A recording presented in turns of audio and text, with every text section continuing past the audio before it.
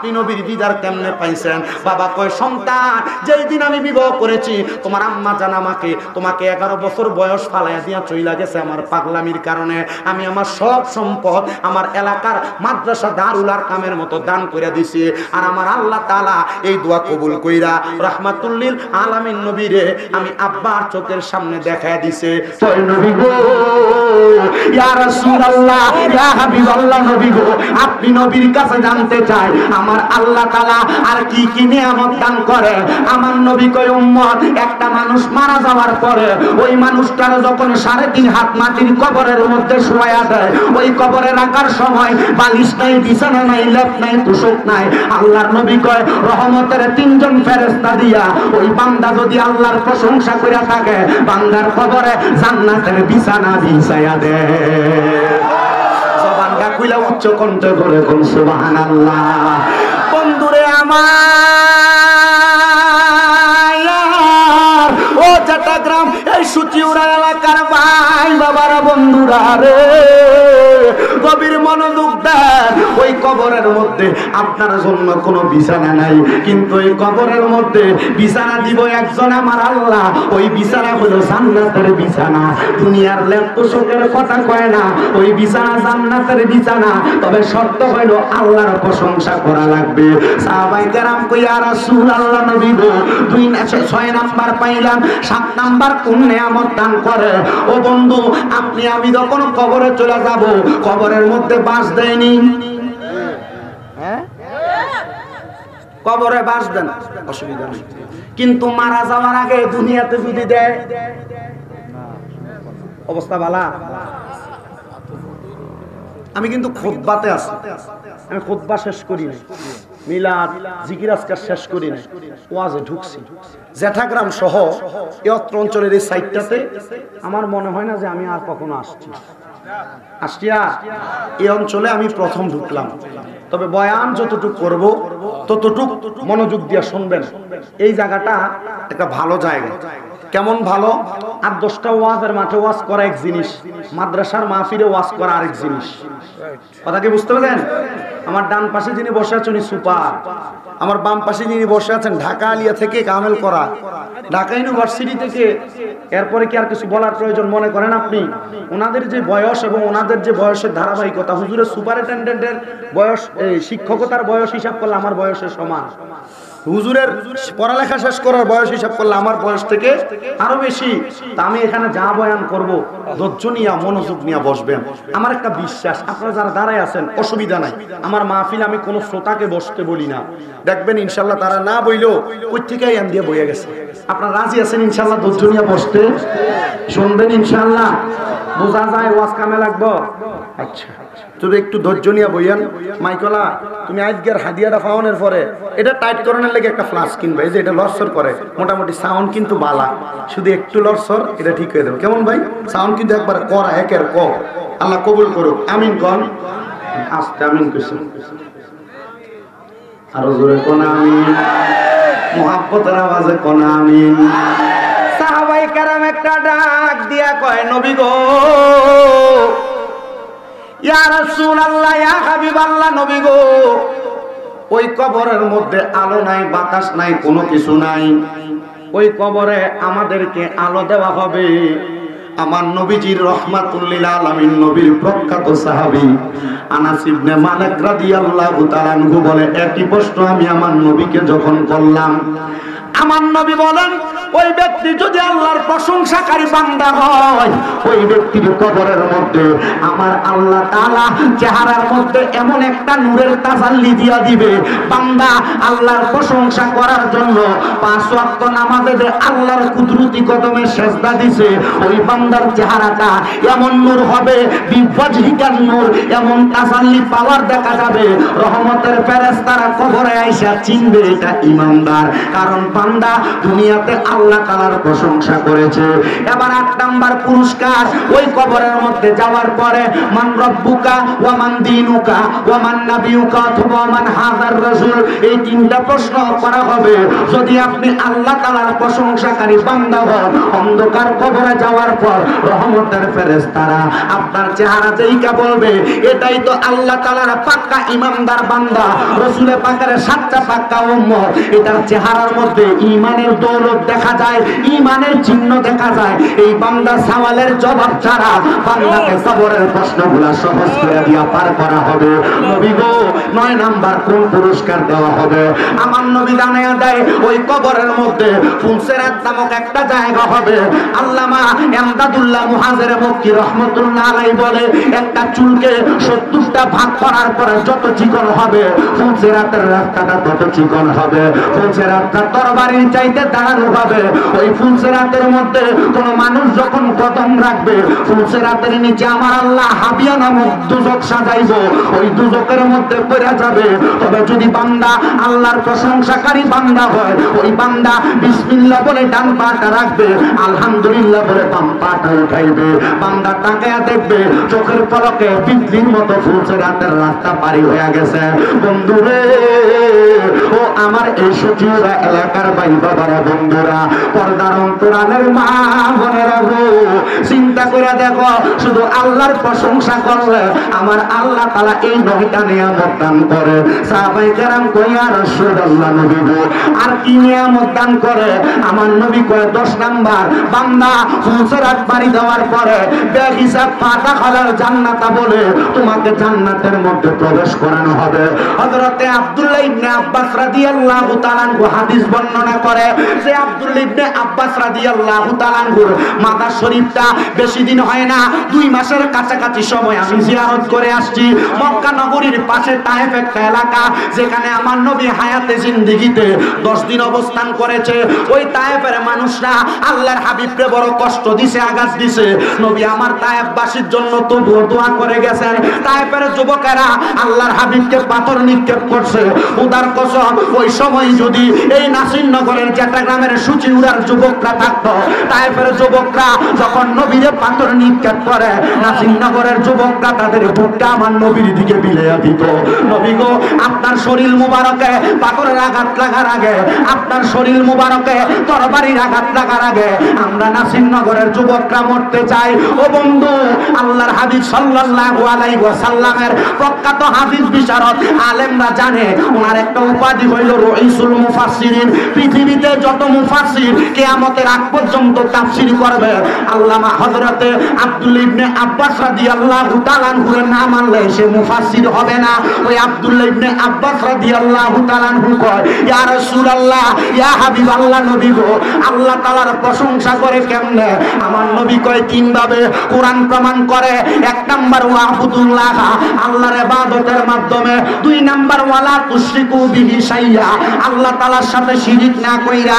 3 number ওয়াবিল ওয়ালিদাইনি ইহসানা, আম্মা আব্বার প্রতি ইহসানের মাধ্যমে।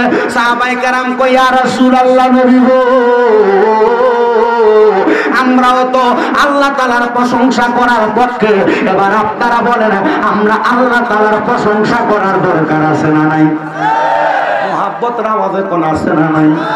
এবার হযরতে জাবির ইবনে সামুরা রাদিয়াল্লাহু তাআলা আনহু বলে নবী গো আর কি কোনো মাধ্যম নাই যেটার মাধ্যমে আল্লাহ তাআলার প্রশংসা করব?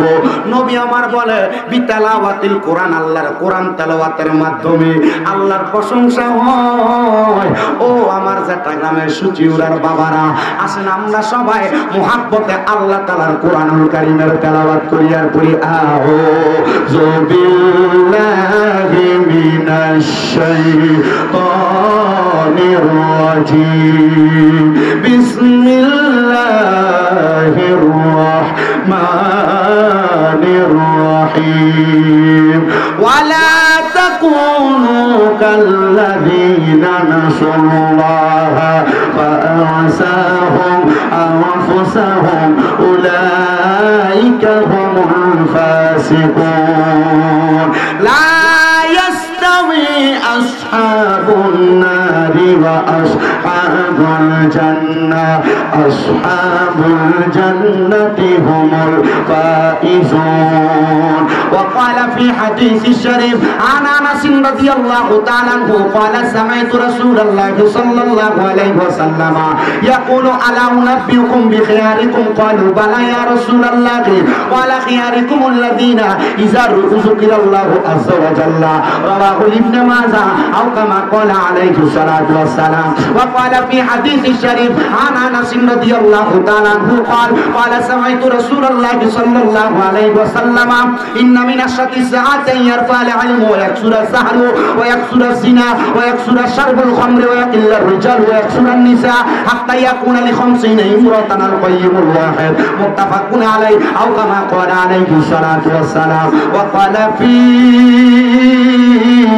شان حبيبه ومحبوبه ومعشوقه مخبرا وآمرا إن الله وملائكته يصلون على النبي يا أيها الذين آمنوا صلوا عليه وسلموا تسليما اللهم صل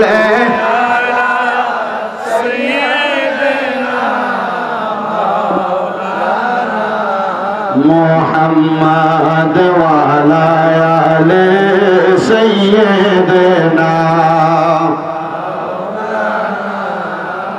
দয়াল নবীর ফসিনা মুবারক মেসকার চাইতে আরো সুগ্রাণ দয়াল নবীর ফসিনা মুবারক মেসকার চাইতে আরো সুগ্রাণ সাহাবীরা আতর রূপে করতেন তাহা ব্যবহার আল্লাহ উম্মা صلى سيدنا مولانا محمد وعلى آل سيدنا ওগো আল্লাহর হাবিবুল্লাহ আপনার নাহি তুলনা আপনার নূরের পরশ লেগে ইয়াসরিব হইল মদিনায় আল্লাহুম্মা সাল্লি মুহাব্বত করেন ঈমান কাজ হবে রূহ জিন্দা হবে মাওলানা মুহাম্মদ ওয়ালা আলি সাইয়্যিদিনা মাওলানা। আমি আমার জেঠাগ্রাম এলাকা এবং আশেপাশে এলাকার ভাই বাবাদের কাছে জানতে চাই আমার নবীর উপরে দুরূদ শরীফ আদায় করলে লাভ আছে না নাই? আপনারা যেমনে পড়তেছেন বলে হুজুর লাভ আছে সত্য, কিন্তু আমরা জোরে পড়তে রাজি না। বন্ধু আমার ছোট্ট একটা উদাহরণ দিলে আপনারা ওয়াজটা বুঝতে পারবেন। এক ফকির বেড়া ভিক্ষা করবার লাগা বাঙ্গা টিনের ঘরের সামনে যায় কয়, আল্লাহর রাস্তায় আমি ফকির বেড়ার একটু ভিক্ষা দেন। ঘরের মালিক বাহির হইয়া 5 টাকা ভিক্ষা দিছে। ফকির বেড়া দোয়া করে, আল্লাহ যে আমার 5টা টাকা দান করছে তুমি তার লাখ লাখ টাকার মালিক বানাও। বাঙ্গা টিনের ঘরের মালিক বড় খুশি হয়ে গেছে। এই টিনের ঘরের সাথে একটা 5 তলা বিল্ডিং। ফকির বেড়া যায় কয়, আল্লাহর রাস্তায় ভিক্ষা দেন। বলে বিল্ডিং এর মালিক আইসা 5 তলা বিল্ডিং তো 5 টাকা ভিক্ষা দিছে। ফকির দোয়া করে, আল্লাহ তারেও লাখ লাখ টাকার মালিক বানাও। বাড়ির মালিক কয়, তাক বেড়া 5 তলা বিল্ডিং কি লাখ টাকার মালিক হইলে হয়? কয়েক কোটি টাকার মালিক হইলে 5 তলা বিল্ডিং তুই আমার লাগে লাখ টাকা দোয়া করলি? কোন না, আপনার লগে ভাঙ্গা টিনের ঘর তো এ আমার 5 টাকা ভিক্ষা দিছে। আমি দোয়া করছি আল্লাহ যেন তার লাখ লাখ টাকার মালিক বানায়। তা আপনি যেই টিয়া দিচ্ছেন তো দোয়া তো তার সমানই পান। কথা কয় না যে বেটা খারাপ বাবা তোর আমি তাড়াতাড়ি টিয়া দিতেছি, বারে 500 টাকার নোট দিছে, বেশি করে দোয়া কর। আপনারা যারা এখানে মানুষ আছে আপনারা 5 টাকার আওয়াজ দিলে আওয়াজ কিন্তু 5 টাকার ওয়াজে পাইবেন। আমি আওয়াজ অনুযায়ী ওয়াজ করব। তো আপনারা আমার সাথে একটু দুরূদ শরীফ পড়া লাগবে। তিনটা ফজিলতের কথা বলি। নবীজি বলেন, এক নাম্বার, কোন মানুষ যদি নবীজির প্রতি একবার মহব্বত নিয়ে দুরূদ শরীফ পড়ে, আল্লাহ তাআলা তার জন্য জান্নাতে একটা বৃক্ষ রোপণ করে। এই হাদিসের ব্যাখ্যা বলো সুন্দর। আপনাদের কষ্ট হইতেছে? আল্লামা আব্দুল হক মুহাদ্দিস দেহলভী রাহমাতুল্লাহ আলাইহি হাদিসের ব্যাখ্যা করে বলছেন, জান্নাতে যদি একবার দুরূদ পড়লে একটা গাছ লাগা, 100 বার পড়লে 100টা গাছ। মনে করেন আপনি আপনার অন্যান্য ইবাদতের কারণে দুজকি, নবীজি দুরূদ শরীফ পড়লেন, কবরে যাওয়ার পর দুজকেই গেলেন, আল্লাহর কাছে ও একটা নালিশ করবেন, দরখাস্ত দিন, আল্লাহ আমি তো দুজকি, আপনার হাবিবের উপর একবার দুরূদ পড়লে না জান্নাতে একটা গাছ লাগানো হয়, আল্লাহ আমি তো অনেকবার করছি, আমার গাছগুলো কি আছে? উত্তর হবে কি হ্যাঁ না না? হ্যাঁ আছে। তখন আল্লাহ আমি জান্নাতে যাইতে চাই, আমার গাছগুলা দেখতে চাই। জান্নাতের গাছের নিচে যে বান্দাকে বললা এখান থেকে বের হতে চাই না। কেন? বলে আল্লাহ তুমি আমার নামে গাছ লাগাইছো, যে জায়গায় তুমি আল্লাহ লাগাইছো, তুমি আল্লাহ মানুষের জায়গায় লাগাও না, আমার জায়গাতে লাগাইছো। তখন ওই জায়গার ভিতরে বান্দা থাকবে আর বাইর হইতে চাইবে না। এটা হলো 1 নাম্বার ফজিলত। 2 নাম্বার, নবীজি বলছেন আমার উম্মতেরা যেই ব্যক্তি আমি নবীর প্রতি যত বেশি দুরূদ শরীফ আদায় করবে, জান্নাতে সেই ব্যক্তি আমি নবীর তত কাছাকাছি থাকবে। আরো জোরে কোন? 3 নাম্বার, রাসূল সাল্লাল্লাহু আলাইহি সাল্লাম বলছে, কোন ব্যক্তি যদি রাতে ঘুমাইতে যাওয়ার আগে আমি রাসূলের প্রতি দুরূদ শরীফ পড়া ঘুমাই, ওই রাত্রবেলা যদি সে মারা যায় ঈমানের সাথে মারা যায়। ও মুহাব্বতে দুরূদ শরীফ পড়েন, আল্লাহুম্মা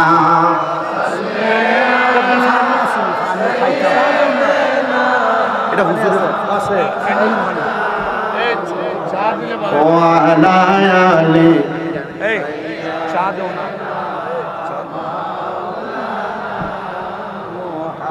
আরে মোরা যদি ডানাওয়ালা পাখি হতাম, ওই মদিনা দেখার লাগি ওরে যাইতাম। বলেন মোরা যদি পাখি হতাম, ওই মদিনা দেখার লাগি হৃদয় বরে দেখতাম আমি, হৃদয় বরে দেখতাম আমি, নয়ন বরে দু জাহানের বাদশা নবী। ওই তো আপনারা পারেন জোরে, দু জাহানের রে আমার মনের ঘরেতে রেখেছি যারে, দু জাহানের বাদশা নবী। আদি পিতা আদম যখন মুসিবতে পড়ে, মোদের নবীর উসিলাতে আল্লাহ কবুল করে। আদি পিতা আদম মুসিবতে পড়ে, মোদের নবীর উসিলাতে সাহারাতের বিছানাতে, সাহারাতের বিছানাতে দেখা দিও রে, ও জাহানের বাদশা নবী কামলিওয়ালা রে, আমার মনের ঘরেতে রেখেছি যারে, আমার মনের ঘরেতে রেখেছি যারে, ও জাহানের বাদশা নবী কামলিওয়ালা রে। পড়েন লা ইলাহা লা ইলাহা লা ইলাহা জোরে লা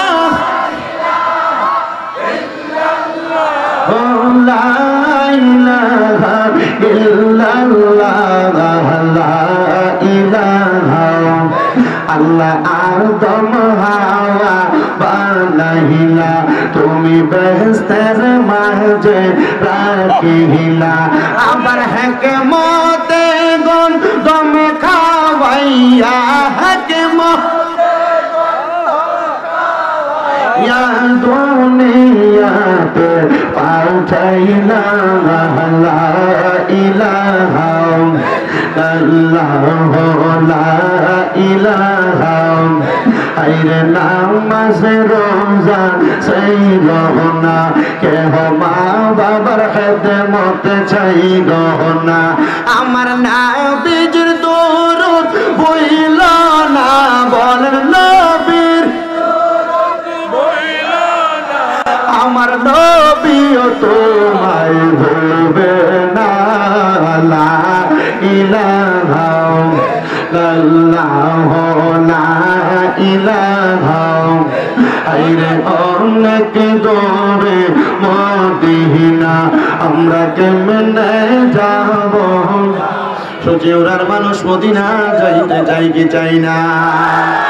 আরে এত সুন্দর মদিনা। আমি ঘরে আসার পরে একটা ছেলে জিগায়, হুজুর আপনার মাথার বাবরি চুলগুলা কোথায়, দেখলে তো বড় ভালো লাগতো। আমি কইছি, রে পাগল, বেশি দিন হয় না রে, আমি আমার নবীর রওজা মুবারক দেখবার লাগা গেছিলাম। আমি প্রথম আমার নবীর রওজা মুবারকে মদিনা শরীফে প্রথম গেছি। আমি 5 ওয়াক্ত নামাজে একটানা 7 দিন 8 দিন পর্যন্ত নবীরে সালাতু সালাম জানাইছি। যেদিন আমি মদিনা শরীফ থেকে মক্কা শরীফের উদ্দেশ্যে রওনা দিব, আমার নবীরে বিদায় সালাম দিয়ে আসতেছি। আমি আমার নবীর রওজা শরীফের সামনে যায় 3টা কাজ করছি। 1 নাম্বার, আগে আমি আমার নবীর রওজা মুবারকে সালাম দিছি। 2 নাম্বার, আমি আমার নবীর রওজা মুবারকের দিকে ফিরা ফিরা বলছি, নবী গো, এতদিন পর্যন্ত আপনি নবীর কথা ওয়াজ মাহফিলের মাঠে বলতাম, আজকে আপনি তাকে দেখেন আপনার পাগল স্বামী দাদা আপনি নবীর রওজার সামনে আসছে। ইয়া রাসূলুল্লাহ, আমার আরেকটা শখ, যেহেতু আপনার রওজা মুবারক দেখছি, ও নবী গো,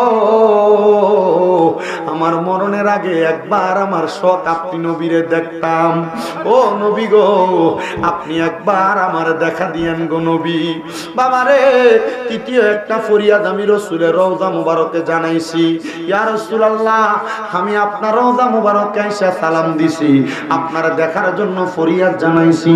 নবী গো, বাংলাদেশে যখন ওয়াজ মাহফিলে যায়, সব ওয়াজ মাহফিলে আপনার আশিকদেরকে নিয়ে আপনি নবীর উপরে সালাতু সালাম দুরূদ শরীফ পড়ি। নবী গো, অনেকে বড় এতিম মানুষ, অনেকে গরিব মানুষ মক্কা মদিনা আসতে পারে না। ইয়া রাসূলুল্লাহ, আপনার পাগলদেরকে মরণের আগে একবার আপনার রওজা মুবারকের সামনে আইনেন।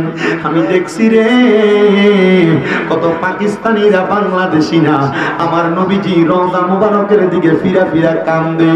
আমি দেখছি কত বাংলাদেশি হুজুররা পর্যন্ত নবী রওজা মুবারকের দিকে ফিরা ফিরা কান্দে। ওই রওজা মুবারক দেখলে বড় শান্তি লাগে। রওজা মুবারকে সালাম দিয়া বাইরে হইলে পাশে জান্নাতুল বাকি, জান্নাতুল বাকিতে ফজরের নামাজটা পইরা যদি ঢুকে, ওই জান্নাতুল বাকিতে ফজরের বাতাসটা গায়ে লাগলে শরীরটা ঠান্ডা হয়ে যায়। 10,000-এর উপরে সাহাবায়ে কেরাম ওই জান্নাতুল বাকির মধ্যে শুয়ে রয়েছে। আমি যখন কাবা শরীফে গেছি, কাবা ঘরের গিলাফটা দইরা দইরা, কাবা ঘরের যেই দরজা আছে যেখানে দইরা দোয়া করলে আল্লাহ দোয়া কবুল করে। আমি কইছি, আল্লাহ, তোমারে বাংলার মানুষেরা মসজিদে যাইয়া পাথরের মধ্যে, টাইসের মধ্যে সেজদা দেয়, আল্লাহ তোমার এই ঘরটা দেখে তো তারা সেজদা দিতে পারে না। ও আল্লাহ, তাদেরকে একবার বইল তুমি তোমার ঘরের সামনে আইনো। আমি দেখছি কত মানুষ আল্লাহর কাবা ঘরের দিকে ঢুকে আর চোখের পানি ভরা কান্দে। দেখছি এদের মুখের মধ্যে কথা বলে, হাসতাছে। আমি জিজ্ঞাসি, ভাই আপনি এমনি কান্দেন কেন? আমার কই, হুজুর, আল্লাহর কাবা ঘর দেখলে আমার কলিজাটা ঠান্ডা হয়ে যায়। আমি কাবা ঘরের দিকে তাকাইলে আমি নিজে কান্না করা লাগে না, চোখের পানি অটোমেটিক চলে আসে। এখানে অনেক দাড়ি পাকা বুড়ো বুড়ো বাবার আছেন, টাকা পয়সা বানাইছেন, ক্ষেত পাথরের মালিক, সম্পদের মালিক, বাড়িতে সুন্দর একটা বিল্ডিং বানাইছেন। ওই আপনার মনটা দোষ, এই খোদার মালিক, যেই খোদা আপনারে বানাইছে, ওই খোদার ঘরটা দেখার জন্য মনটা কান্দে না। ও যুবক ভাইরা, কক্সবাজারে ট্যুরে যাওয়ার জন্য 10-15 হাজার টাকা বাজেট করো। না না না, এখন থেকে ওয়াদা করো, 100 হোক, 1000 টাকা হোক, এই টাকাগুলা মক্কা মদিনা যাওয়ার জন্য রেডি করে রাখবা। মক্কা মদিনা যাইতে বেশি টাকা লাগে না রে, বড় হজ করতে পারো আর না পারো, প্রয়োজনে উমরা হজটার মধ্যে যে আল্লাহর কাবা ঘরটা দেখার চেষ্টা করবা। ও বন্ধু, যেই মক্কাতে, যেই মদিনাতে নামাজ পড়লে দেখলে চোখে এত শান্তি লাগে, মনে এত শান্তি লাগে, আপনারা বলেন আমরা সবাই ওই মক্কা মদিনা যাইতে চাই কি চাই না? কারা কারা যাইতে চাই? একটা হাত তুলে আমার আল্লাহরে দেখান। জবানটা খুলে আসেন, নিয়ে একটা তাকবীর দিবেন কেউ জোরে না? তাকবীর, আল্লাহু আকবার, নারে রিসালাত, ইয়া রাসূলুল্লাহ, আহলে সুন্নাত ওয়াল জামাত, জিন্দাবাদ জিন্দাবাদ। জোরে বলেন মারহাবা। তাহলে মদিনা যাইতে চাই কি চাই না? সবাই জোরে জোরে পড়েন, দয়াল আল্লাহ দয়া করেন, দয়া নসিব করেন মদিনা লা ইলাহা ইল্লাল্লাহ লা ইলাহা ইল্লাল্লাহ মুহাম্মাদুর রাসূলুল্লাহ সাল্লাল্লাহু আলাইহি ওয়াসাল্লাম। হে আমার চট্টগ্রাম সুচিউরা এলাকার ভাই বাবার বন্ধুরা, আমরা তো আজকের মাহফিলের মধ্যে এমনি এমনি আসি নাই। আমার ভাইজান জনাব খুরশেদ আলম সাহেব এই তাবারুকের ইন্তজাম, খানা পিনার ইন্তজাম করেছে, এমনি এমনি করে নাই। এটার উদ্দেশ্য কিন্তু খানা পিনা খাওয়া নয়, জমজমাট ভাবে দোকানপাটে মেলার মধ্যে ঘোরাফেরা করা নয়। এটার একটা উদ্দেশ্য আছে। যদি প্রশ্ন করি আমার দাড়ি পাকা মুরব্বী বাবারা, আপনারা কেন এত কষ্ট করে মাহফিলে বসছেন, আপনাদের উত্তর হবে হুজুর আমরা জীবনে অনেক গুনাহ করছি, আমরা গুনার খবর আমার মা জানে না, গুনার খবর বাবা জানে না, গুনার খবর আত্মীয় স্বজন কেউ জানে না।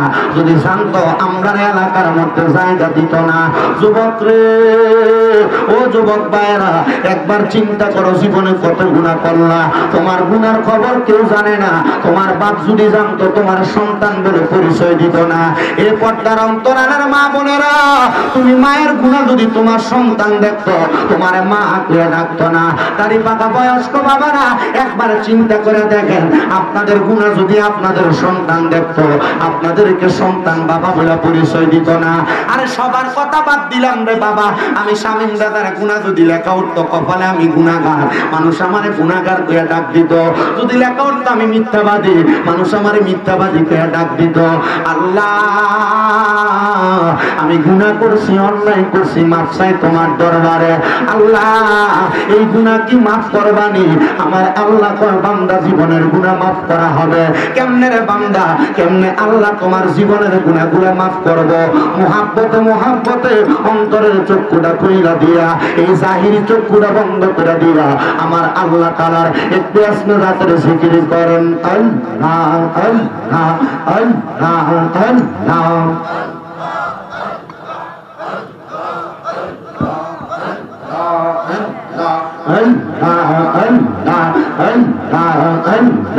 মায়ার নবী বিনে বলতে কে নাই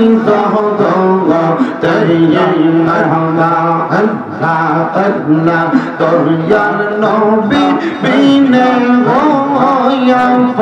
বলতে কে নাই জগতে মাশাআল্লাহ আল্লাহ আল্লাহ।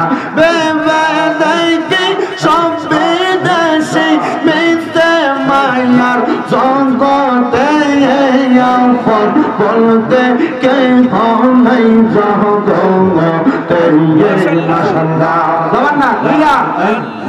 আল্লাহর নামে সম্মাই মায়ার নবী বিনে বলতে কে নাই জগতে মাশাআল্লাহ আল্লাহ আল্লাহ। জানা তোমার অতি গয়া তারা সবাই মিলে মিশে পড়াই বেকা ফরন মারহাবা আল্লাহ আল্লাহ। মাটির নিচে করবে দাফন, মাটির নিচে করবে দাফন, ঘরে থাকতে দিবে না ফোন বলতে কে নাই গো আল্লাহ আল্লাহ আল্লাহ আল্লাহ আল্লাহ আল্লাহ আল্লাহ আল্লাহ আল্লাহ। দরিয়া নবী বিনে ফোন বলতে কে নাই গো মাশাআল্লাহ আল্লাহ আল্লাহ। আইব রবির আব্দুল কাদের আউলিয়ার শিরোমণি মারহাবা আল্লাহ আল্লাহ আল্লাহ আল্লাহ আল্লাহ আল্লাহ। আইব রবির আব্দুল কাদের আউলিয়ার শিরোমণি তোমারি ওই নামের গুণে, তোমারি ওই নামের গুণে আগুন হই হইয়া যাইবা নেই আইব রবির আব্দুল কাদের আউলিয়ার সেই রমনে মারহাবা আল্লাহ আল্লাহ বংশ তোমার হাসান হোসাইন তুমি হইলা মা ফাতেমা নয়নের মনে মারহাবা আল্লাহ আল্লাহ বংশ তোমার হাসান হোসাইন তুমি হইলা মা ফাতেমা নয়নের মনে মারহাবা আল্লাহ আল্লাহ মুর্দা কলব জিন্দা কর মুর্দা কলব জিন্দা কর ও গো গাউসে সামদার নিয়ে আইব রবির আব্দুল কাদের আউলিয়ার শিরোল মনে মাশাআল্লাহ আল্লাহ আল্লাহ বলবে মুরহুম সফিসা এবং এলাকার মুর্দে গানের আত্মার মাগফিরাত কামনায় গাউসিয়া আজিজিয়া আব্দুল্লাহ দাখিল মাদ্রাসা মাঠ প্রাঙ্গণে আজকের মাহফিলের সরতাজে মুকাররম আল্লামা আল হাসিয়ত আবুল মুজাররদ আশিক বিল্লাহ হুজুর পীর সাহেব কেবলার সাথে নিয়া বিশেষ করে উস্তাদ সমতুল্য সুপারিনটেন্ডেন্ট হুজুরকে নিয়া এলাকার আলেম উলামাদেরকে লইয়া হুফাজে কোরআন দাড়ি পাকা বয়স্ক বুড়ো বুড়ো বাবাদেরকে লইয়া যুবক নওজোয়ান ভাইদেরকে লইয়া পর্দার অন্তরালের মা বোনদেরকে লইয়া তুমি আল্লাহর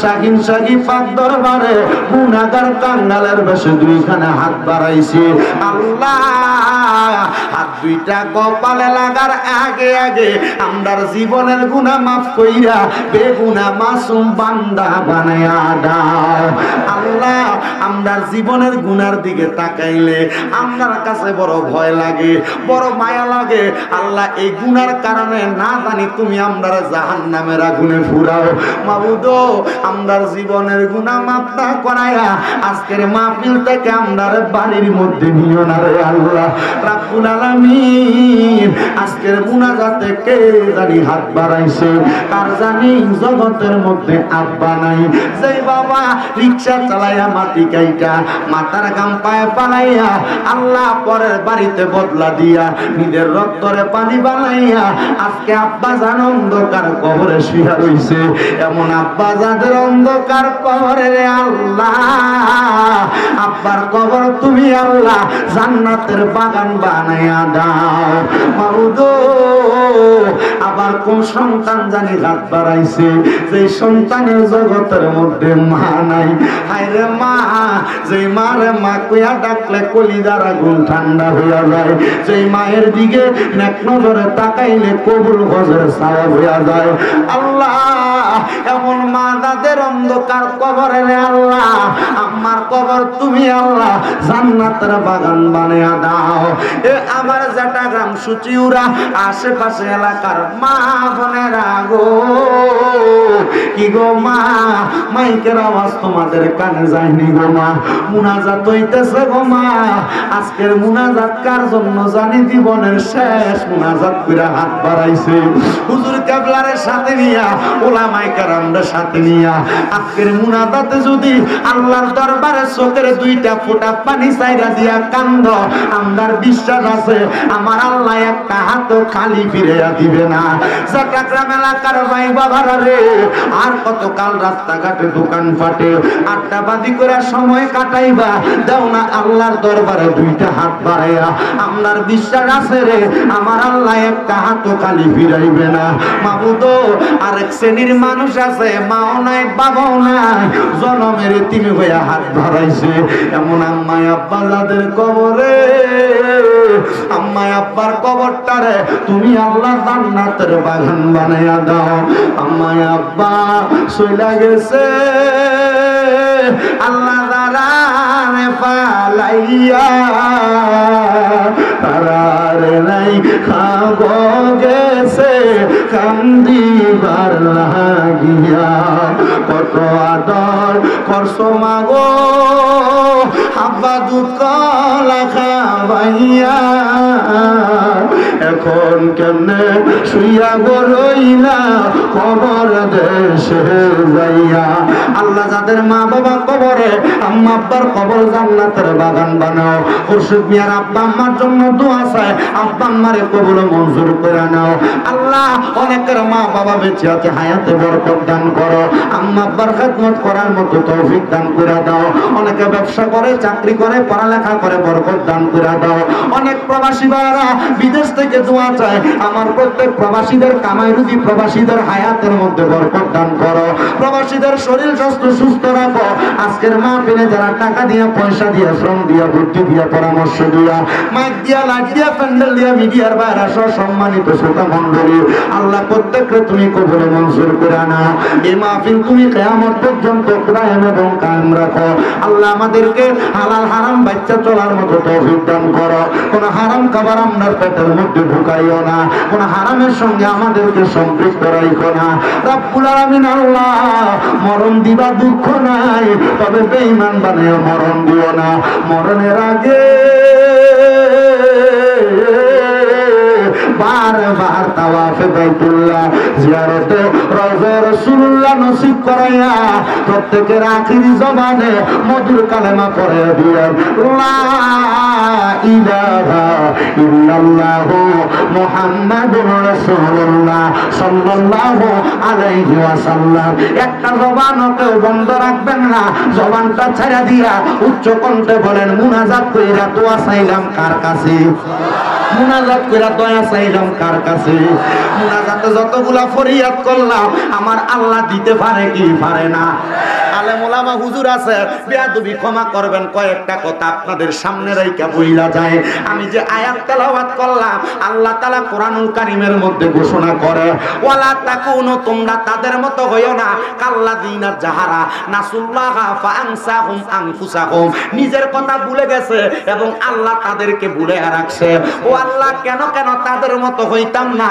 আমার আল্লাহ তাআলার এই আয়াতে কারিমার তাফসীর করতেছেন আল্লামা জালালউদ্দিন সুয়ুতী, আল্লামা জালালউদ্দিন মুহল্লি রহমাতুল্লাহ আলাইহি, হযরতে ইমাম আহমদ রেজা খান ফাযিলে বেরলভী ওনার তাফসীরে কামজুল ঈমান নুরুল ইরফানের মধ্যে ঘোষণা করে, জগতের মানুষ, এই জন্য তোমরা তোমাদের পূর্ববর্তীদের মতো হইবা না, কারণ পূর্বের মানুষরা গুনার কাজ করছে, এগুলা করার কারণে যখন কবরে যাবে আল্লাহ তাআলা তাদের জন্য আযাবুন শাদীদ, যন্ত্রণাদায়ক শাস্তি রাইখা দিয়েছে।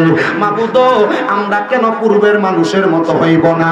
আল্লাহ কয়, বান্দা শুধু তাই না, আগের আয়াতে ঘোষণা করে, ইয়া আইয়ুহাল্লাযীনা আমানুত্তাকুল্লাহ, বান্দা যারা মুমিন আছো তোমরা আল্লাহকে ভয় করো। ইত্তাকুল্লাহ এই শব্দটার তাফসীর আমি তিনটা তাফসীরের আলোকে দেখলাম। আল্লাহ তাআলার এই ইত্তাকুল্লাহ শব্দটারে কত সুন্দর করে ভাঙ্গা লেখছে। ইত্তাকুল্লাহ মানে আল্লাহকে ভয় করা। যারা আল্লাহকে ভয় করবে তাদের মধ্যে পাঁচটা খাসিয়ত থাকবে, পাঁচটা আচরণের অঙ্গভঙ্গি থাকবে। ইয়া রাসূলুল্লাহ, কোন পাঁচটা খাসিয়ত থাকবে? আব্দুল্লাহ ইবনে আব্বাস রাদিয়াল্লাহু তাআলা আনহু বলে, এক নাম্বার, যারা আল্লাহরে ভয় করবে তারা সব সময় হালাল খাবার খাইবে। এবার আপনারা বলেন, আমাদের এলাকায় নামাজ পড়ে আবার হারাম টাকা, সুদের টাকা, ঘুষের টাকা খায় এমন বালা মানুষ একটাও নাই, আসেনি? তাহলে আল্লাহরে যারা ভয় করে, এক নাম্বার খাসিয়ত, তারা কি হালাল খাইব না হারাম খাইব? আপনি আসতে কোন হালাল খাইব না হারাম খাইব? আল্লাহরে ভয় করে, নামাজও পড়ে, ফাতলা পাঞ্জাবি লাগায়, সামনের কাতারে নামাজ পড়ি, আবার সুদের টাকা খায়। হ্যাঁ, নাই?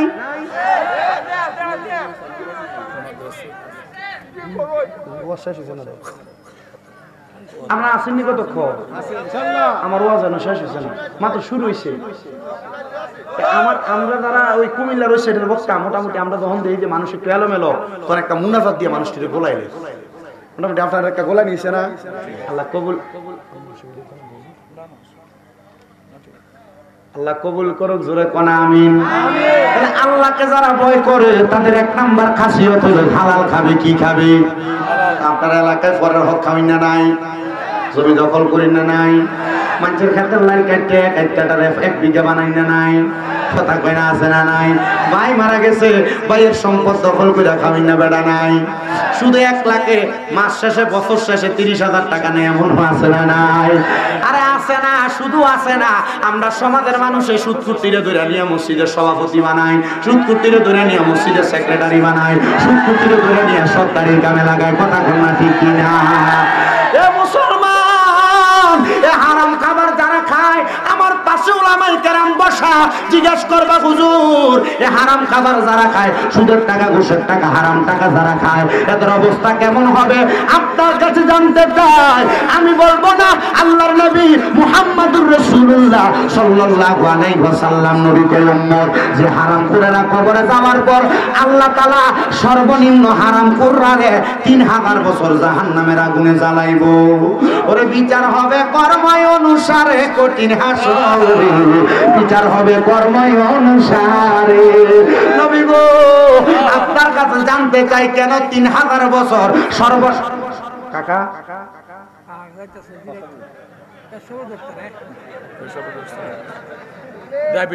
কালকে আমি এক জায়গায় গেছি, সুদের ওয়াজ করণে দিই 3-4 মিনিট টাকা আমি ঘরে এসে গেলাম, কাহিনীটা ভিতরে ও না ভালো মানুষ, এটা দেখতে তো বোঝা যায়, পাঞ্জাবি টুপি দেখা তো বোঝা যায় না, দাঁড়িয়ে আছে আপনার ভাই তো মারহাবা কোন পরে ঘরে আমি কত হুজুর যখন আপনি সুদ ঘুষের ওয়াজ করছ যেটি উঠতে গেছে গা এটি হেড হই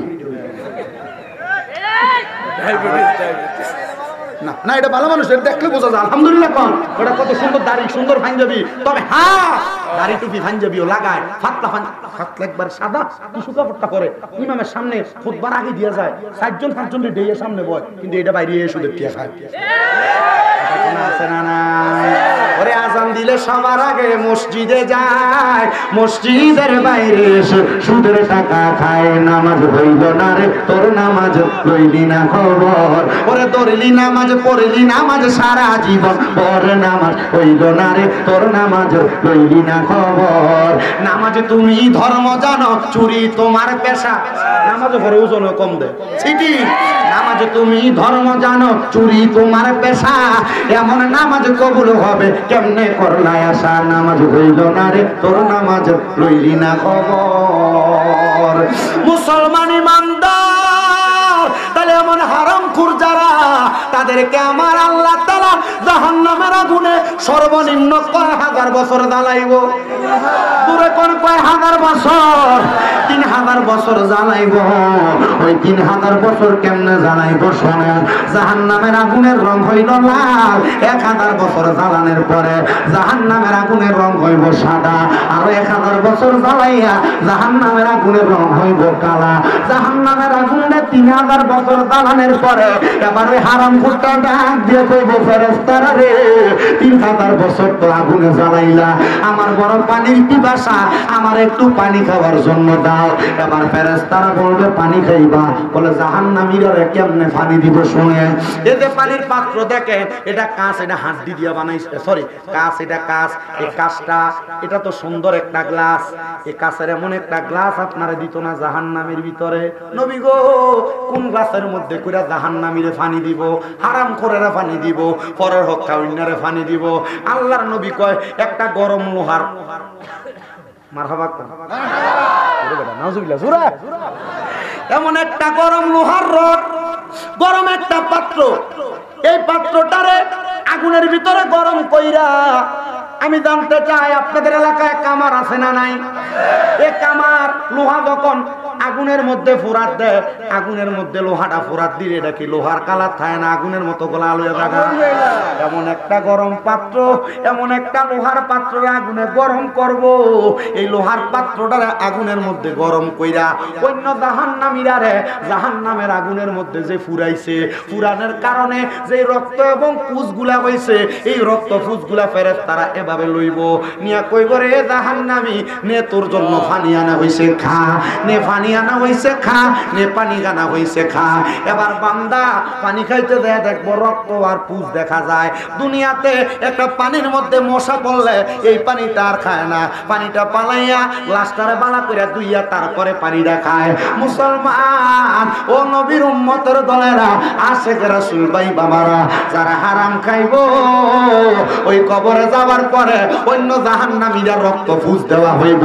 ওই পানিটা যখন পান করব, কারণ পিপাসায় টিকতে পারবে না, রক্ত আর পুস তখন পিপাসার্ত হইয়া খাইব। আল্লাহর নবী কয় ওই সময় পানিটা যখন তার পেটে যাইব, নারী বুড়ি গুলা পায়খানার রাস্তা দিয়ে নিচের দিকে পড়ে যাইব। সুদ খাইবা খাও, ঘুষ খাইবা খাও, যদি কবরে গেলে এমন শাস্তি ভোগ করতে চাও। কিন্তু বর্তমান জামানায় বেটারা সুদ খায় না, বুঝা গেছে গা শাশুড়ি দিয়া সুদের ব্যবসা লাগায়। সুদের ব্যবসা করে, বলে হুজুর কেমনে? চাচার কাছে যদি কয় 10,000 টাকা দেও না হাওলা, আমার কাছে নাই, তো চাচির কাছে যায় সাগা। কাকা আপনার কাছে নাই, চাচি দিব কই থেকে? বলে তো চাচির কাছে তার বোন দিছিল 1 লাখ টাকা চাইলা দিবার লাগিয়া।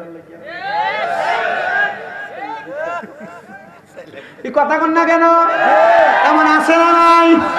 আবার যারা পয়সা হলো তারা ডিজিটাল সুদ খায়। সুদ বলে হুজুর কেমনে? এরা সুদে এলাকায় টাকা লাগায় না, মানুষ তারা সুদখোর কইবে এর লাগা। এ কি করে? ব্যাংকের মধ্যে ফিক্সড ডিপোজিট করে, 20 লাখ টাকা দেয়, মাসে মাসে যায় তুইলা তুইলা খায়। আছে না নাই? এফডিআর এর নাম দিয়া এটা আর এমনি খায় না।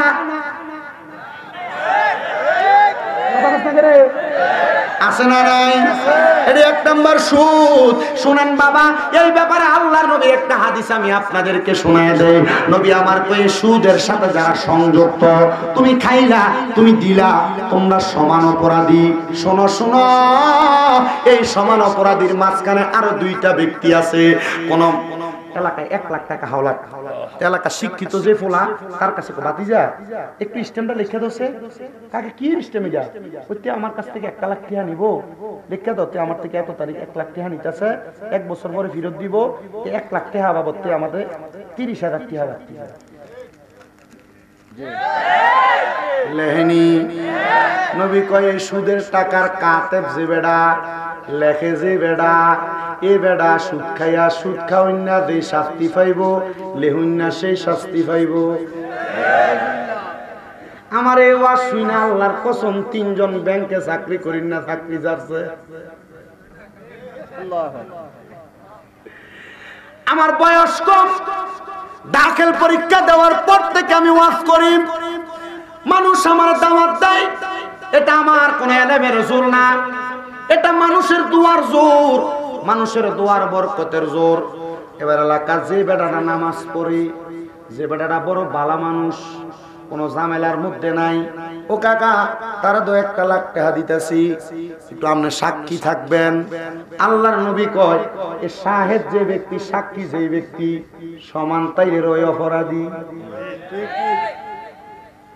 তাহলে মূল কথা, হারাম খাওয়া যাবে না, পরের হক খাওয়া যাবে না, সুদ খাওয়া যাবে না। ও বয়স্ক মানুষ, ও যুবক ভাইরা, পর্দার অন্তরালে যেই মা বোনেরা শুনছেন, আপনার সন্তানকে সুদের টাকা, ঘুষের টাকা দিয়া পরের হক মাইরা দামি বিল্ডিং বানিয়ে দিয়া যাবেন, দামি বাড়ি বানিয়ে দিয়া যাইবেন, জায়গা জমি কিনা দিয়া যাইবেন। আল্লাহর কসম, কবরের মধ্যে যাওয়ার পরে আপনার সন্তানকে যদি বলেন, এ সন্তান কবরের মধ্যে একটা গুনার জন্য আমি আটকা পড়ে গেছি, একটা সওয়াবের জন্য আমি আটকা পড়ে গেছি, দে না একটা সওয়াব দিয়া আমি আব্বারে জান্নাতে ফাটাইয়া দে। ফুতে কইব, আব্বা সুদের টাকা আপনি খাইছেন, আমি খাই নাই। আব্বা গো, আপনার টাকার কারণে আপনি দুজকে জ্বলবেন, একটা সওয়াব দিয়া আমি ফুতে আপনারা সহযোগিতা করতাম না। কোন ফুতের জন্য? সুদের টাকা, ঘুষের টাকা খাইয়া সুন্দর বাড়ি গাড়ি বানাইলা, এই ফুতে তো তুমি বাপরে পরিচয় দিত না। যেই বউরে দামি দামি শাড়ি কিনা দাও, দামি দামি থ্রি পিস কিনা দাও, কসমেটিক কিনা দাও, গয়না কিনা দাও, ওই বউ বলবে একটা সওয়াব দিয়ে আমি আমার জামাইরে সহযোগিতা করতাম না। কি লাভ হইব? এই বউয়ের জন্য তুমি এত টাকা সুদে লাগাইয়া কামাই কইরা। ও বন্ধু, তোমার এলাকার মানুষকে নিয়ে চলাফেরা করো, এদেরকে ভালো ভালো খাওয়াও, এদেরকে সুন্দর খাওয়াও। এই মানুষগুলা তোমার একটা আমল দিয়া সহযোগিতা করবে না। প্রয়োজনে বুক মাটিত লাগাইয়া পড়ে থাকবা, পেটের মধ্যে পাথর বানবা, তবুও কোনো কোনোদিন হারাম টাকা খাইবা না, পরের হক খাইবা না। কারণ একটা কথা মনে রাখবা, মুরব্বীরা কথায় কথায় বলতো, পরের হক হরণে গতি নাই তার মরণে। যদি এমন হারাম খাইয়া মরার সময় কেমন শাস্তি হইব শুই না নাও। আল্লাহর নবী বলে, উম্মত তোমরা শুনো, একটা জীবিত বকরিরে ছাগল রে লটকাইয়া জীবিত অবস্থায় শরীরে চামড়াটা টাইনা টাইনা ছিঁড়া ফেললে ওই বকরিটার যত কষ্ট হইব, একটা হারামখোরের মরণের সময় এমন কষ্ট হইব। নবী গো, এমন কষ্ট আমরা পাইতে চাই না, এমন আঘাত আমরা পাইতে চাই না। নবী আমার কয়, এমন কষ্ট না পাইতে চাইলে এক নাম্বার হারাম ছাড়ো, আল্লাহ তাআলার ইবাদত করো, আল্লাহ তাআলার সঙ্গে শিরিক করবা না, আল্লাহ তাআলার কোরআনের আইনের বিরুদ্ধে চলবা না। এবার আপনারা বলেন, আমরা সমাজে শিরিকের মতো বড় গুনাহ করি না বেড়া আছে না নাই? দুনিয়ার জমিনে কোরআনের আইনের বিরুদ্ধে চলাফেরা করি না বেড়ার অভাব নাই। মুসলমান যখন কোন হারাম কোরআন শরীর থেকে রুহুটা নেওয়া হবে, রুহুটা নেওয়ার সময় আজরাইল যখন হারাম কোরআনের সামনে আইব, ওই হারাম কোরআনের সামনে আজরাইল আসার আগে দুইটা ফেরেশতা আগমন করব। ওই দুইটা ফেরেশতার চোখের রংটা হবে নীল কালারের চক্ষু, নীল কালারের চক্ষু নিয়া ওই ফেরেশতারা সামনে যখন দাঁড়াইব, ওই হারাম কোরটা পরের হক মেরে খাওয়াইনাটা, সুদের টাকা ঘুষের টাকা খাওয়াইনাটা, এই দুইটা ফেরেশতার দিয়ে তাকাইয়া ডরে বিছানায় প্রস্রাব পায়খানা করে দিবে। আপনাদের এলাকার কত মানুষ মারা গেছে বিছনার মধ্যে প্রস্রাব পায়খানা করে দেয়নি? ওই একবার তো মসজিদের ইমাম সাহেবের দিকে গেলেন না, হুজুর প্রস্রাব পায়খানা কেন করলো? শুধু মসজিদে একটু ময়লা পড়লে হুজুর কি? আমার মতো ইমাম যদি হয় শটকানা দিয়ে গেলে তার ছলাই দেবে। আমি আমার জীবনে বুঝেছি 3 মসজিদে সার্ভিস কয় মসজিদের কমিটির লোকে তকজত আকফর হয়েছে। কারণ আমি হে হুজুর না, আমি মসজিদে চাকরি নিতাম যাইলে হুজুর চাকরি বেতনটা আমি কই না, তবে শর্ত আছে, আমার কথা লড়সর হন যাইতো না, লড়সরিবেন আপনি যে হন গনার সময় নেই। কথা ক্লিয়ার? কথা ক্লিয়ার? তো সভাপতি হারাম খাইবো, ঘুষ খাইবো, আমি এর লেগে সুদ ঘুষের ওয়াজ করতাম না বেটার, আমি লেমু আমার পিছনে নামাজ চলে নামাজ যাইব। আমার কথা শুনলে আমার কথায় মানুষের তাসির হবে।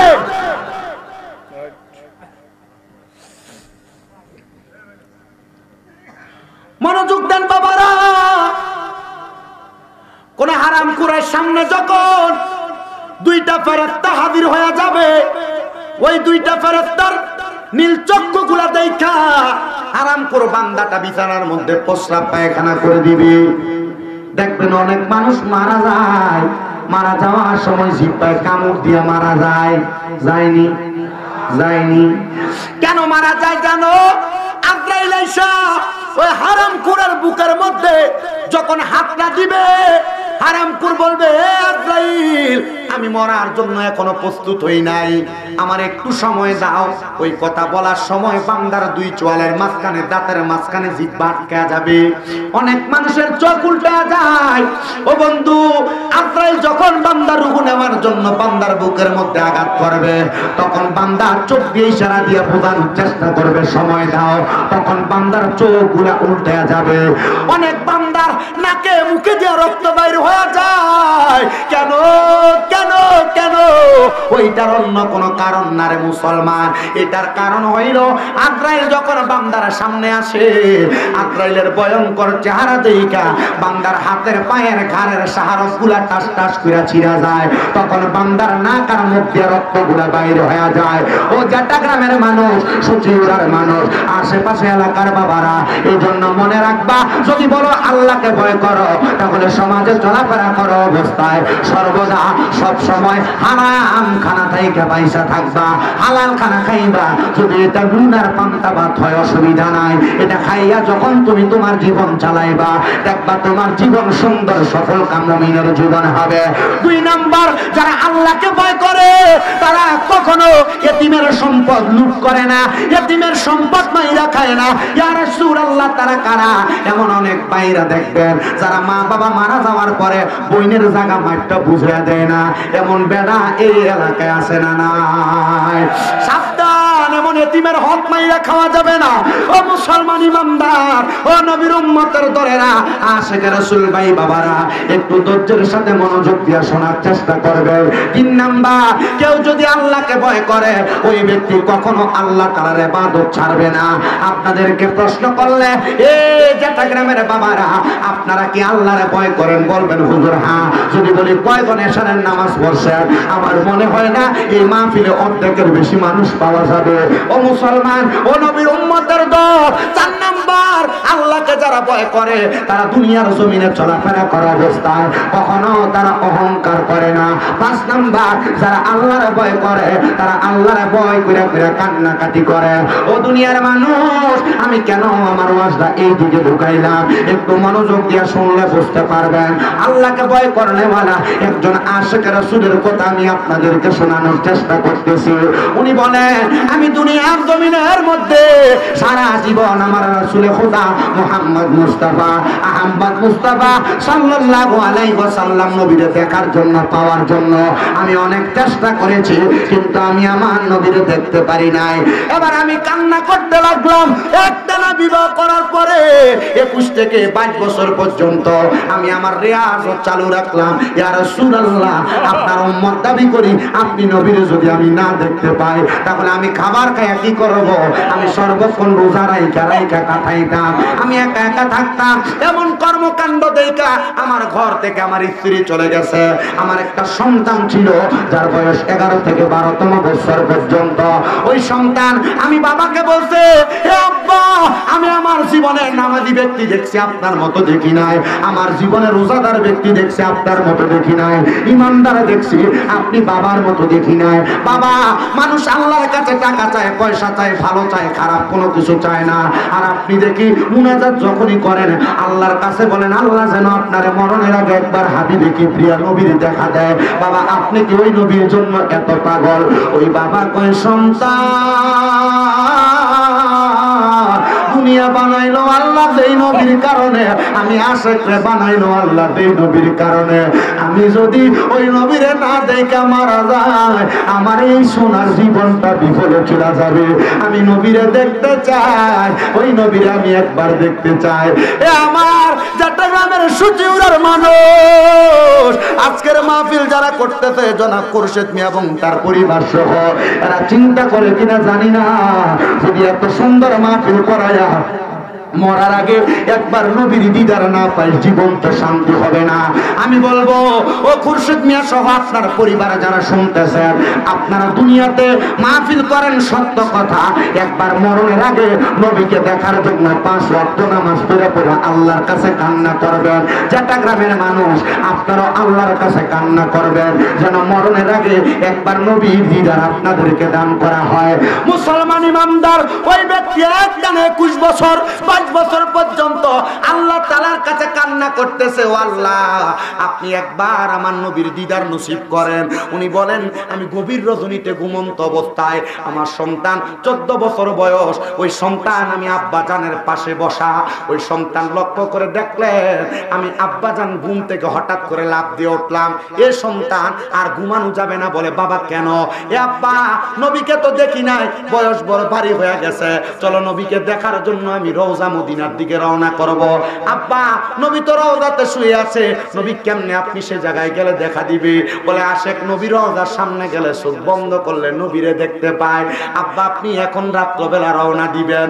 ওই বয়স্ক মানুষ আল্লাহর বান্দা রওনা করেছে, রাত্রবেলা গাট্টিগুলা নিয়ে রওনা করছে নবীরে দেখার জন্য। ছেলে ডাক দিয়া কই, বাবা, আপনার পাগলামি দেখে আমার মা আপনারে ছাইরা চইলা গেছে গা, কিন্তু আমি সন্তান যদি আপনারে ছাইরা দেই, আপনি বাবার সঙ্গে আর কোনো মানুষ নাই। ও আব্বা, আপনি যেহেতু নবী দেখার জন্য যাবেন, আপনি আমার একটা ওয়াদা করেন, যখন নবীরে দেখবেন এই সময় আমার নবীর কাছে বলবেন, নবী জানো আমি ফুতের একবার আপনার নবীর দিদার দিয়া দেয়। আব্বা গো, আমি আপনার সফর সঙ্গী হইতে চাই। ওই ছেলেটা আব্বা জানের সঙ্গে হতে হতে হতে করে রওনা করছে। ছেলেটা বলে, সিরিয়া পর্যন্ত দেয়া পৌঁছাইলাম, এখনো মক্কা মদিনা যায় পৌঁছাইতে পারি নাই। আমি দেখলাম আমার আব্বা জান অসুস্থ হইয়া পইরা রইছে, আমার আব্বা জানলে তাবুতে রাইখা আমি আল্লাহ তাআলার কাছে দোয়া করলাম, আল্লাহ গো এখন যদি এই সিরিয়ার মরুভূমির মধ্যে আমার আব্বা জান মইরা পইরা থাকে, জানাজা দিব কে, গোসল করাইব কে, কাফন পরাইব কে আমি তো জানি না। আল্লাহ আপনি আমার আব্বা জানরে শেফা দান কইরা দেন। ফোলা কয় আমি তাহাজ্জুদের নামাজে দাঁড়াইলাম, আল্লাহর কাছে দোয়া করলাম, কারণ তাহাজ্জুদের নামাজটা এত বড় নেয়ামত, এত বড় নেয়ামত। এখানে যে ছেলেরা বসে আছো বিদেশ যাইতে পারো না, আমি বলবো 3 মাস টানা তাহাজ্জুদের নামাজ পড়ো, দেখবা আমার আল্লাহ তাআলা তাহাজ্জুদের বরকতে তোমার বিদেশ যাওয়া কনফার্ম করে দিব। অনেক মা বোনেরা পর্দার অন্তরালে কান্দে,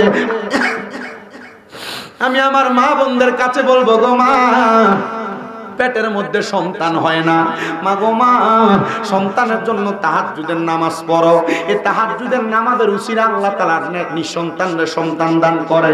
অনেকের কঠিন রোগ বিমারে ভুগতেছেন, তাহাজ্জুদের নামাজ পড়েন, দেখবেন আল্লাহ তাআলা কঠিন রোগ বিমার ভালো করে দিবে। বলে হুজুর কেমনে শিউর দিলেন? শুনেন আম্মা জান আয়েশা সিদ্দিকার একটা হাদিস বলি, যখন আমার নবীর উপরে কোরআনের আয়াত নাযিল হয় ওয়া মিনাল লাইলি ফাতাহাজ্জাত বিহি নাফিলাতান লাকা আসা আইয়া বাসাকা রাব্বুকা মাকামাম মাহমুদা। হাবিব আপনি রাতের কিছু অংশে তাহাজ্জুদের নামাজ আদায় করেন, অতি সত্বর আপনাকে মাকামে মাহমুদ প্রশংসার জায়গা দান করা হবে। আম্মা জান আয়েশা সিদ্দিকা বলে ওই দিন রাত্রবেলা আমার নবী যে আমি আয়েশার ঘর মোবারকের মধ্যে আমি দেখলাম আমার নবী কোনোদিন এত লম্বা লম্বা সেজদা দেয় না। আমার নবী লম্বা লম্বা সেজদা দিয়া নামাজ আদায় করে। ফজরের নামাজের আগ মুহূর্তে নবী নামাজ শেষ করছে। সারা রাতে আমার নবী মাত্র 2 রাকাত নামাজ আদায় করছে। জিজ্ঞাসা করলাম নবী গো এত রাত্র পরিমাণ এত লম্বা সেজদা আমি কোনোদিন আপনারে দেখি নাই, নবী কেন কান্না করতেছেন? কারণটা আপনার কাছে জানতে চাই। নবী আমার কয় আয়েশা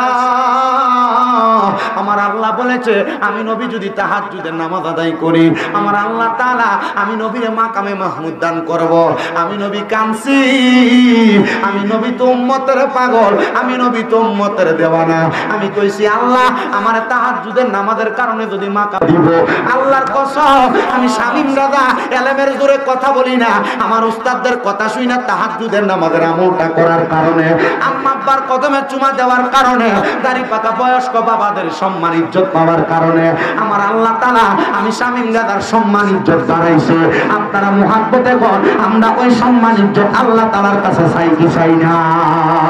নারে তাকবীর, আল্লাহু আকবার, নারে রিসালাত, নারে রিসালাত, নারে গাউসিয়া, হযরত মাওলানা আব্দুর রহমান রেজভী সাহেবের আগমন, মারহাবা।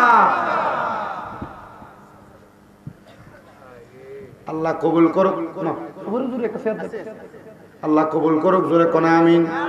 আমরা যদি 5 মিনিট সময় লাগবে কারণ ওয়াজটা হইছে না। মারহাবা কোন মারহাবা। ওই তাহাজ্জুদ নামাজের বরকতে আমার আল্লাহ তাআলা আপনাদেরকে সব সম্পদ দান করবে। ওই ছেলে বলে আমি তাহাজ্জুদের নামাজ পড়া আল্লাহর কাছে দোয়া করতে লাগলাম, আমার আব্বা মারা গেলে জানাজা পড়ার মতো মানুষ নাই, গোসল দেওয়ার মতো মানুষ নাই। ছেলে বলে আমার আব্বা যখন যে অবস্থায় থাকতো ইয়া রাসূলুল্লাহ ইয়া রাসূলুল্লাহ বলতো। এবার আমি তাহাজ্জুদ নামাজ শেষ করে দেখলাম আমার আব্বা জানের জানাজা, আমার আব্বা জান দুনিয়া থেকে ইন্তেকাল করছে। ঘরে যায় দেখলাম আমার আব্বা জান কবান দিয়া কোনো কথা বলে না। আমি চিন্তা করতে লাগলাম ফজরের নামাজের ওয়াক্ত চলে যায়, আমি ফজরের নামাজটা পড়ার সাথে সাথে হঠাৎ করে তাকিয়ে দেখলাম চারিদিক থেকে দলে দলে হাজার হাজার মানুষ সিরিয়ার মরুভূমির মাঝখানে হাজির হয়ে গেছে। একসাথে সিরিয়াল করে পালাইছে। মস্কের মধ্য থেকে পানি বাহির করে আমার আব্বারে গোসল দিছে, কাপনের কাপড় পরায়া আমার আব্বা জানাজার নামাজ পড়ায়া তারা দাফন করে দিছে। জিজ্ঞাসা করলাম ও সিরিয়ার মানুষ তোমরা কোথা থেকে আসলে? আমি তো তোমাদেরকে খবর দেই নাই। সিরিয়ার সব মানুষ ডাক দিয়া কয় হে আল্লাহর বান্দা, গতকালকে রাত্রবেলা আমরা আমাদের রাসূল মুহাম্মদুর রাসূলুল্লাহ সাল্লাল্লাহু আলাইহি ওয়াসাল্লাম নবীর স্বপ্ন দেখছি। আমার নবী আমার ঘুমের ঘরে আয়েশা বলছে হে সিরিয়ার মানুষ তোমরা যদি পাক্কা একজন আশিক রাসূলের জানাজার নামাজে অংশীদার হইতে চাও সিরিয়ার মরুভূমির মাঝখানে চইলা যাও।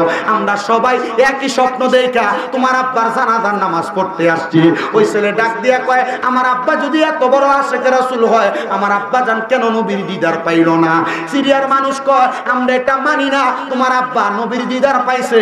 ওই জায়গার মধ্যে বড় একজন আলেম ছিলেন, জিনার বাড়ি ছিল রুমদেশ এলাকার মধ্যে। ওনার নাম হলো হযরতে আব্দুল্লাহ মারুফ রুসাফি রহমতুল্লাহ আলাইহি। উনি বলে, বাবা সামনে আসো, তোমার আব্বা জান নবীর দিদার পাইছে কিনা দেখো।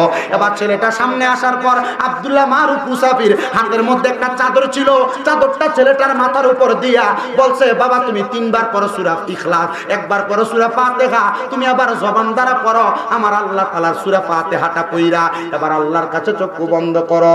ছেলে কয়, আল্লাহর কসম, চোখটা বন্ধ কইরা যখন আমি আলহামদুলিল্লাহ সূরাটা পড়লাম, দেখলাম একটা মানুষ জান্নাতের মধ্যে সুন্দরভাবে ঘোরাফেরা করে। জিজ্ঞেস করলাম, কে আপনি?